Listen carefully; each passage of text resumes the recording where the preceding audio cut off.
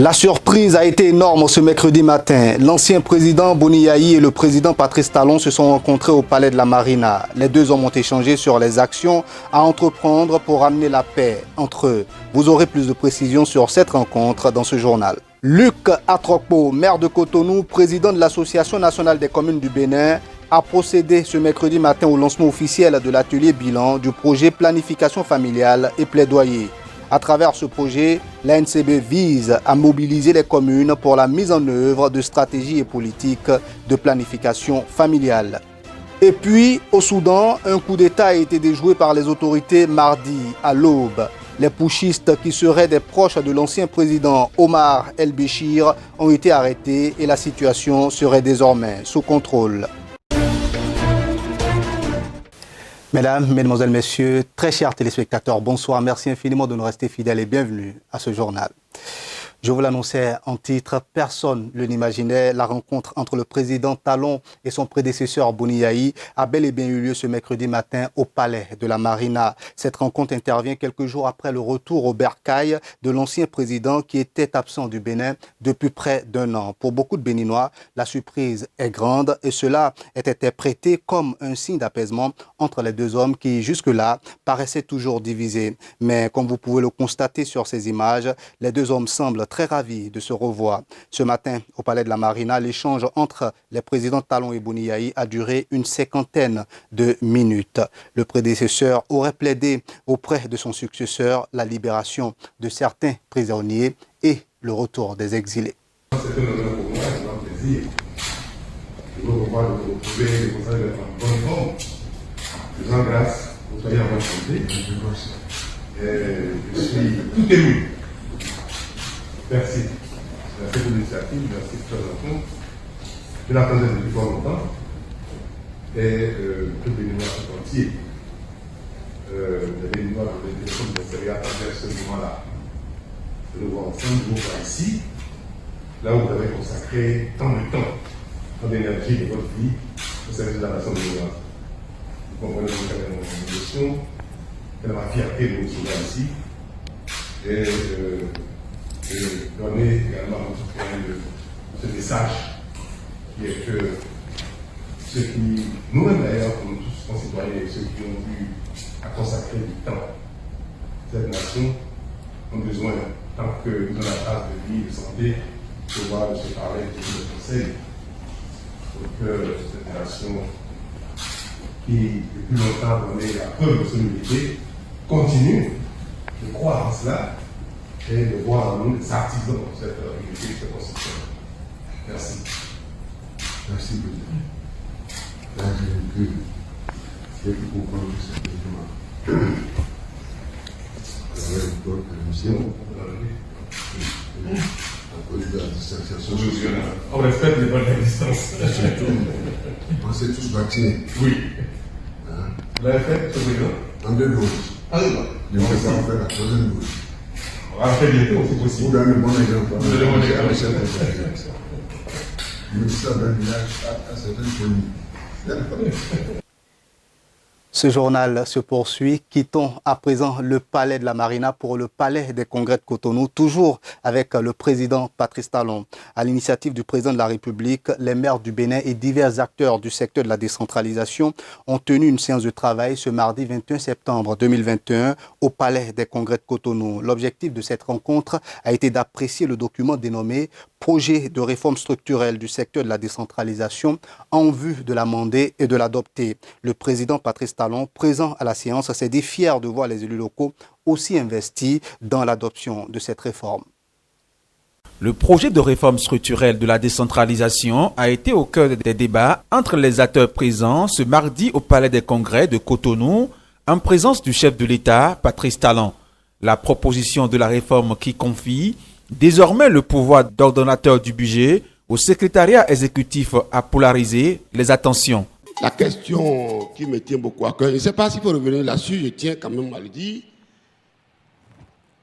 On dit un budget est un instrument politique. Le maire, s'il ne suit pas son budget, s'il ne règle pas son budget, s'il n'exécute pas son budget, il ne serait pas tellement un homme politique. Je le dis parce que nous sommes sur le terrain. Et puis, vous avez dit plus loin qu'il y a les techniciens. Qui est technicien ici? Qui est technicien? Il n'y a pas de technicien. Si vous prenez technicien aujourd'hui, vous dites qu'il est SE technicien. Il fait quelques années, 2 ans, 3 ans avec vous sur le terrain, dans la commune, immédiatement il devient un homme politique. Vous allez lui dire de faire de poser tel acte, il va s'opposer à vous. Parce qu'il n'est pas de votre bord. Parce qu'il ne soutient pas vos idées. Parce que peut-être les agents qui sont avec vous, ou bien avec qui vous travaillez, peuvent aller travailler le SE contre vous. C'est ça la question. C'est pourquoi je dis, il ne faut pas, si on est au bureau, peut-être on ne maîtrise pas les données. On ne maîtrise pas les données. Il faut nous remettre notre budget.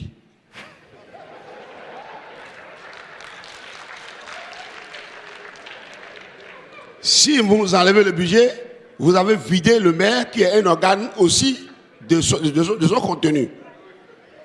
Parce qu'on va dire au village, mais lui, il n'a plus rien. En réponse au maire de Kpomassé, qui a exprimé au nom de certains de ses pairs des inquiétudes sur ce point important, le président Patrice Talon, sans langue de bois, a dans une démarche pédagogique exprimé son point de vue. Le maire de Kpomassé a dit ce que tout le monde pense. Puisque quand il a parlé, beaucoup ont applaudi dans la salle. C'est un cri de cœur légitime. J'ai fait campagne, présenté un projet de société, j'ai été élu. Je vais mettre en œuvre ma vision, ma politique. Et puis on me retire le budget. On dit que c'est quelqu'un d'autre qui va exercer, sera ordonnateur de budget. Laissez-nous notre budget.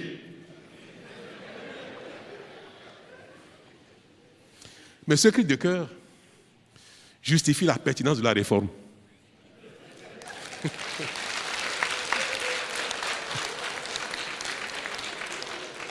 Parce qu'il a dit ça, où est-ce qu'il est, monsieur le maire de Kpomassé? Parce que vous avez dit ça là. Aujourd'hui, ça prouve que, avant de quitter ici, il faut qu'on valide. Ah oui. Moi, ça m'a beaucoup plu quand il a dit ça. Oh, j'étais satisfait et dit, voilà, on a touché du doigt le problème. On a mis le doigt sur ce qu'il faut faire. Monsieur le maire, moi j'ai été élu, la deuxième fois, élu président de la République. Jamais été tenté de changer la Constitution pour devenir ordonnateur. Je ne suis pas ordonnateur du budget national. Ce n'est pas moi qui signe les chèques. Le ministre des Finances est mon chef en matière de budget, d'exécution de budget, en matière de ressources financières. Le ministre des Finances, c'est mon chef. C'est parce que c'est comme ça. Et aujourd'hui, nous avons choisi de vivre selon les règles modernes de gestion qui ont fait leur preuve et qui font que nous voulons nous développer comme le monde entier aujourd'hui.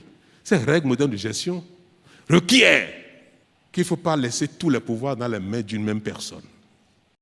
Une aube nouvelle s'annonce donc dans l'ère de la décentralisation au Bénin, et ceci grâce à la vision éclairée et au leadership du président Patrice Talon. Un atelier sur la revue de l'approche à long terme des observations des processus électoraux par la CEDEAO s'est déroulé du 20 au 21 septembre 2021 à Cotonou, au Bénin. Cet atelier a pris fin mardi et à la cérémonie de clôture, les grandes résolutions issues de cet atelier ont été livrées à la presse. Suivons plutôt. La présente cérémonie marque la fin de 2 ateliers. Le premier sur l'examen et l'institutionnalisation de l'approche de l'équipe dans la méthodologie d'observation électorale de la CEDEAO et le second qui s'est penché sur l'efficacité des missions d'observation à long terme de l'organisation sous-régionale. L'atelier a servi de plateforme pour examiner et partager les expériences relatives au mandat, au succès et aux défis de l'approche équipe cadre en matière d'observation des élections de 2018 à 2021. L'objectif principal était d'examiner la pertinence de l'équipe cadre et de déterminer les prochaines étapes de son institutionnalisation pour les futurs déploiements d'observation électorale de la CEDEAO. L'atelier a servi d'autre part à faire une évaluation holistique des missions d'observation électorale à long terme en vue de leur amélioration. Ces deux ateliers ont réuni des responsables des organes de gestion électorale, des États membres et autres experts. Tous ont reconnu l'importance et la valeur de l'approche de l'équipe cadre pour la méthodologie d'observation des élections de la CEDEAO qui a été adoptée en 2018 par la Commission de l'organisation conformément aux normes internationales et aux meilleures pratiques contenues dans la déclaration de principes pour l'observation internationale des élections de 2005. À la fin de l'atelier, les participants ont reconnu, en point 1, que la cession au pouvoir par le biais d'élections libres, équitables et transparentes dans certains États membres de la CEDEAO est menacée et a entraîné la prise de pouvoir par des moyens anticonstitutionnels.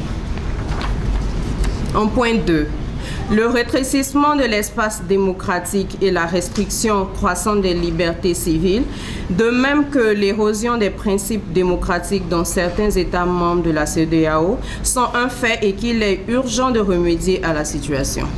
En point 3, que la capacité des États membres de la CEDEAO à organiser et à conduire des élections est affectée négativement par la pandémie de Covid-19. 4.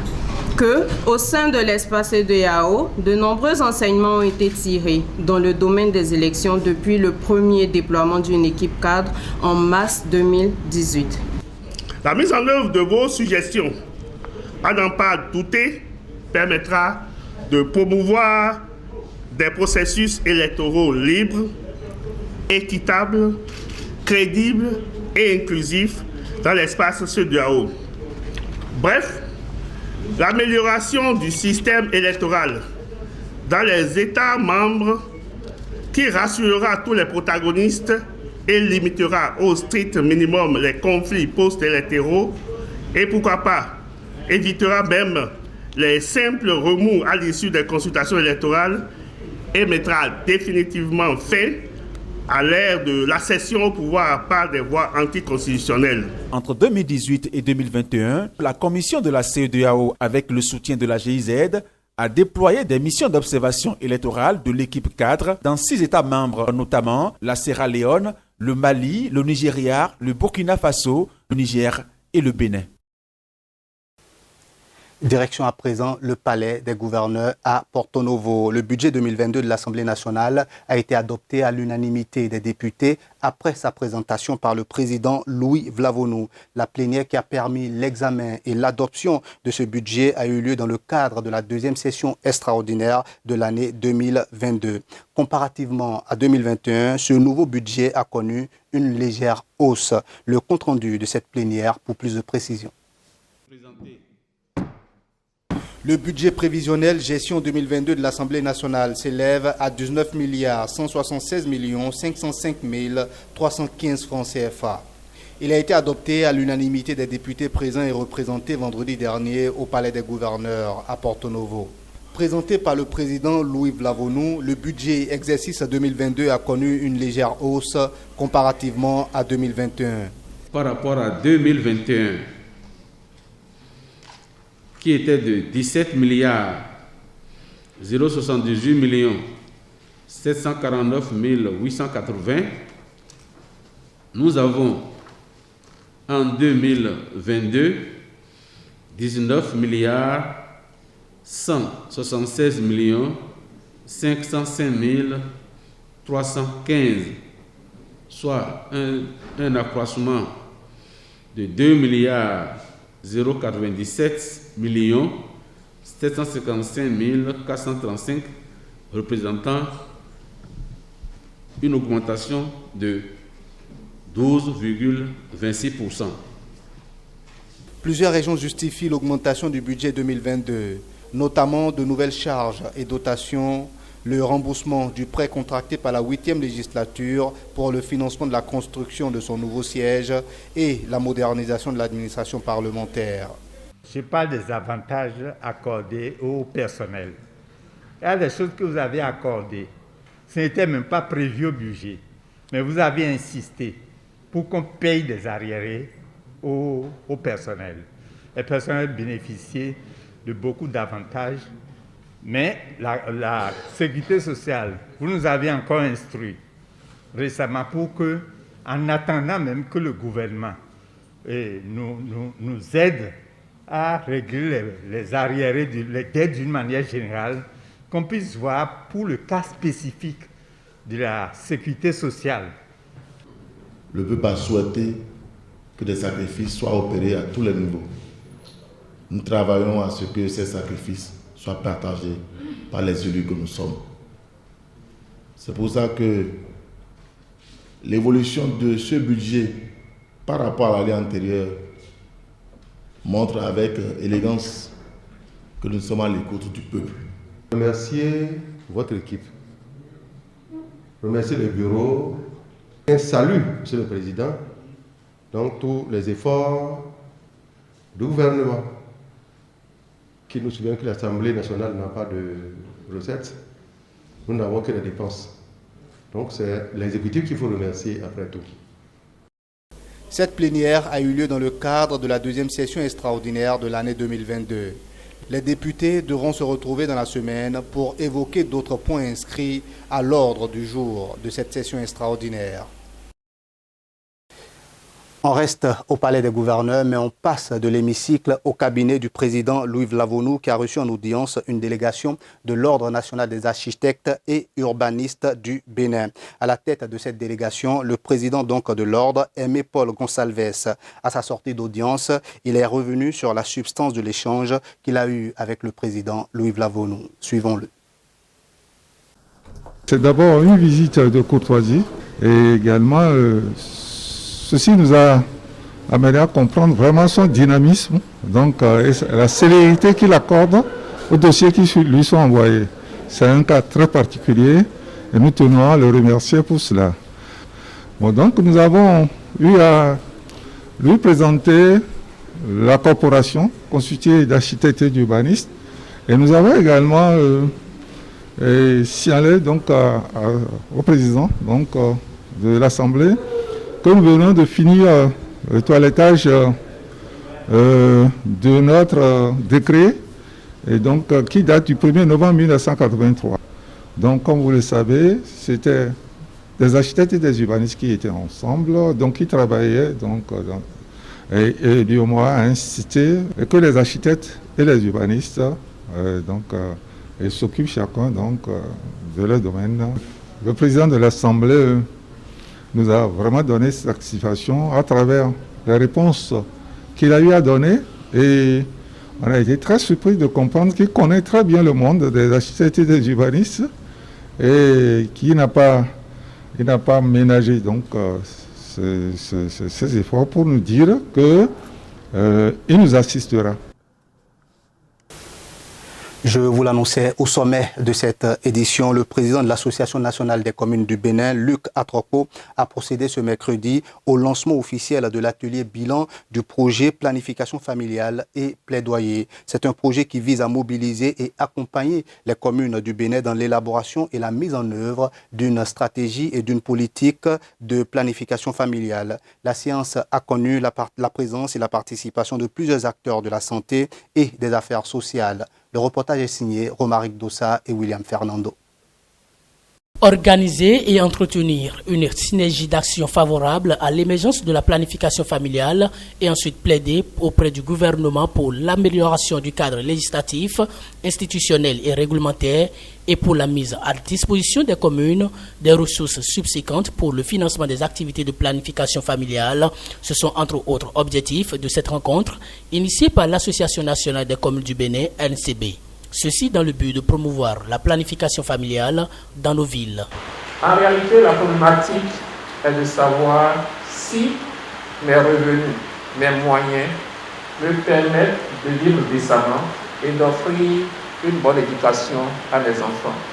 Si la réponse à cette question, elle est oui, donc j'ai réussi à faire ce qu'on appelle la planification familiale. Tant que je ne réponds pas oui à ces différentes questions, je dois savoir que j'ai des besoins non satisfaits. Ça veut dire que je n'ai pas réussi à adapter mes revenus à la taille de ma population. Et je pense que depuis un certain nombre d'années, sinon 50 ans que l'ABPF intervient dans ce domaine, il y a longtemps nous avons compris que rien ne peut se faire sans une mobilisation nationale. C'est pour ça que l'engagement de l'Association nationale des communes du Bénin dans ce domaine est à saluer. Des résultats satisfaisants ont été enregistrés par l'ANCB au cours de ses activités dans les communes. Luc Setonyatropo, le maire de Cotonou et président de l'association, nous étale quelques-uns. Au nom des résultats obtenus par le projet, 64 000 personnes ont été sensibilisées au lieu des 50 000 indiqués. L'engagement des élus communaux, des autorités traditionnelles et religieuses a été renforcé dans la promotion de la planification familiale au Bénin.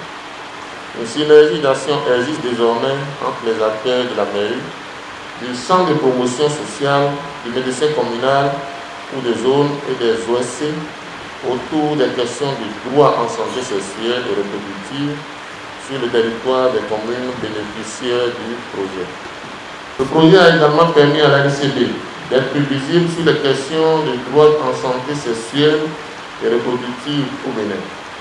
Ces résultats sont pour nous un motif de satisfaction et le mérite revient principalement aux autorités des 5 communes bénéficiaires que sont Cotonou, Dobo, Materi, Niki et Ouessé.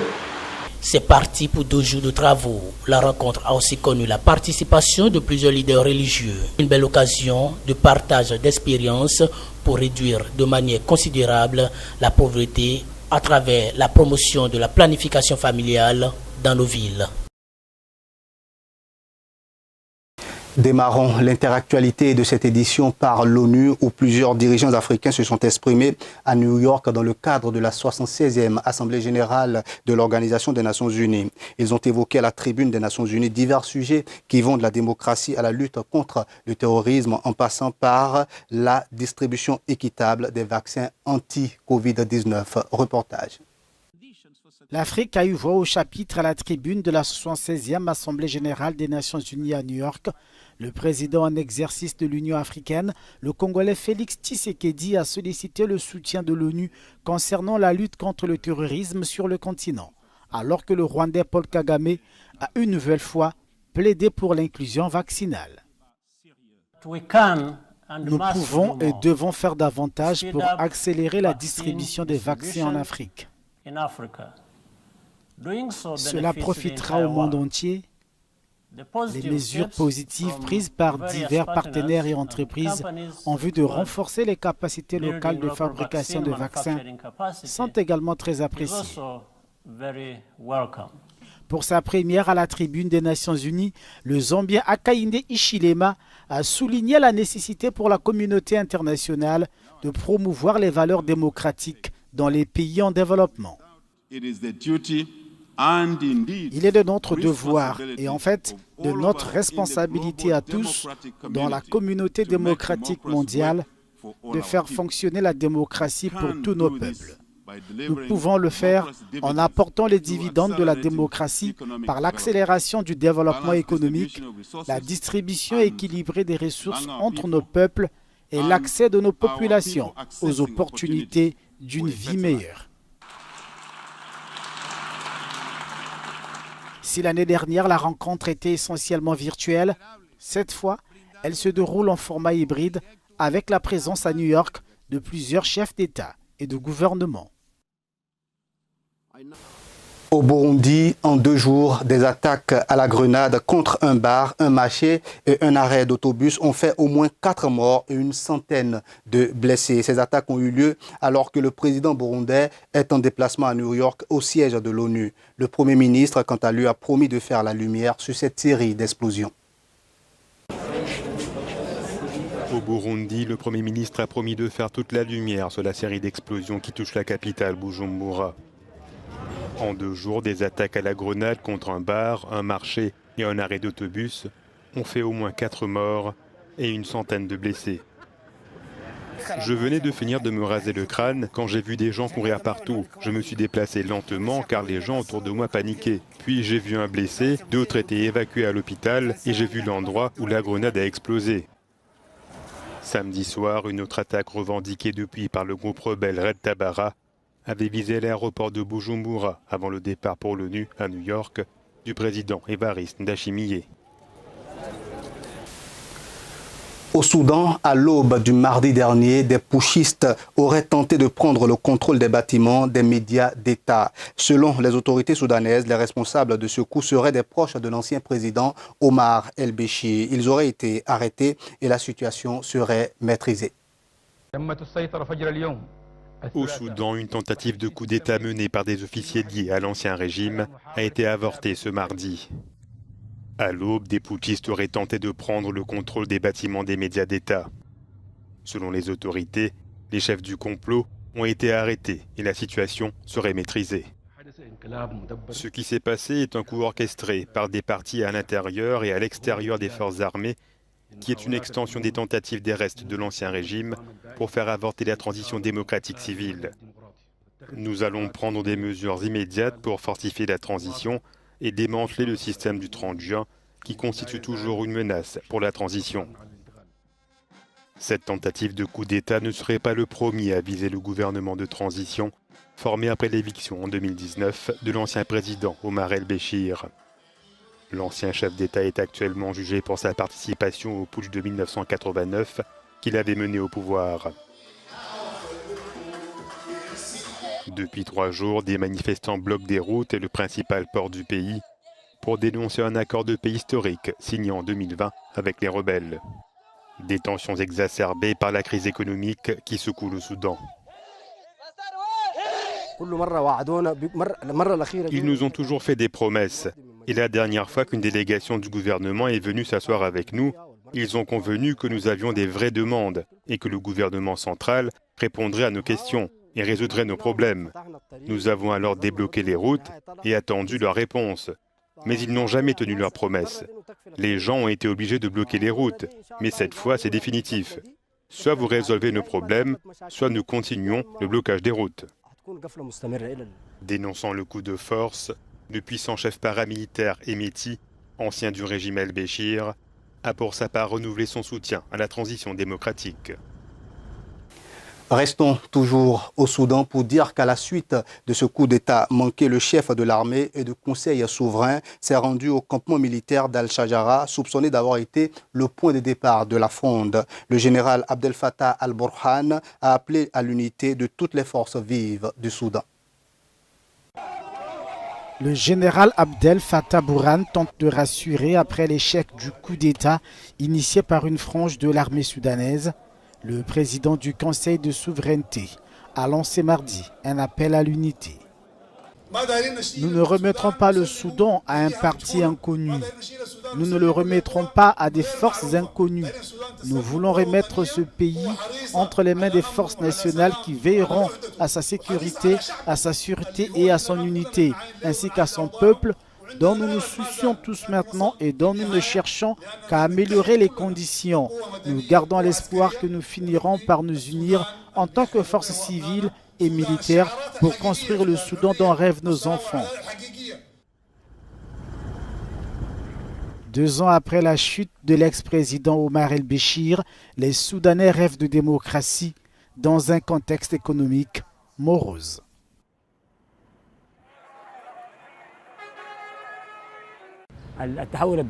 Aujourd'hui, nous nous sommes réveillés au son de la musique militaire à la radio et à la télévision. Nous avons été surpris par l'action d'un groupe de soldats cherchant à prendre le pouvoir. En tant que citoyen soudanais, je rejette totalement cette voie.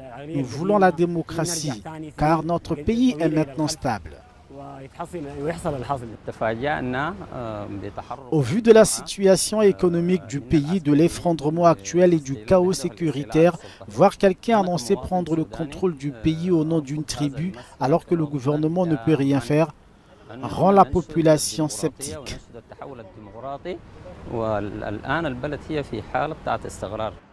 Selon les autorités soudanaises, les putschistes appartiendraient à l'unité des blindés de l'armée Plusieurs officiers de haut rang et de civils ont été arrêtés. Voilà, mesdames, messieurs, ainsi prend fin cette édition. Merci infiniment de nous avoir suivis. Bonne suite des programmes sur Speedline TV. À très bientôt.